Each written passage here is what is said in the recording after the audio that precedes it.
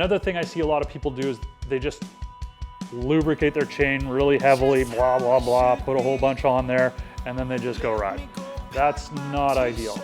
Hey everyone, today we're checking out chain lubrication and specifically kind of how frequently you should be doing so. If you're riding your bike to work, if you're mountain biking, it's not the easiest question to answer. It depends a little bit on what you're using, what conditions you're riding in. You've got a couple different kinds of lube to start with. You've got lighter, dry lubes, you've got wet kind of lubes. And most often I recommend just using a dry lube, but using it more frequently, especially when things are wet. If you're a commuter and you just kind of want to be lazy a little bit, a wet lube's probably a better answer throughout the winter, just because you're not going to have to apply it as often.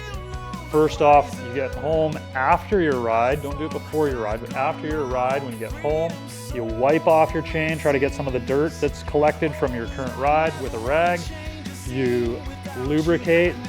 To do so, I would recommend trying to kind of keep an eye on one full rotation of the chain. You want to kind of get a drop on every little roller, okay? Try to get one on each, and you can take your time and kind of go 1, 2, 3, 4, 5, 1, 2, 3, 4, 5, all the way through.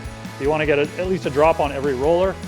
Run it through either backwards, or if you can ride around the street and shift up and down a little bit, kind of get that lube work inside the chain, and then take a rag and wipe the extra off the outside.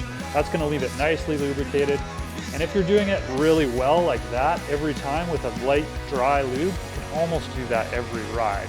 Obviously that's going to waste lube, so you might not have to do it every ride, but you're almost better to have more lube on than you are less lube, because if you're running metal on metal, you don't want that to be dry. You also just don't want to collect a whole bunch of dirt and pack that into your system.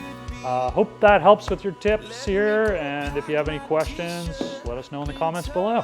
Thanks for watching.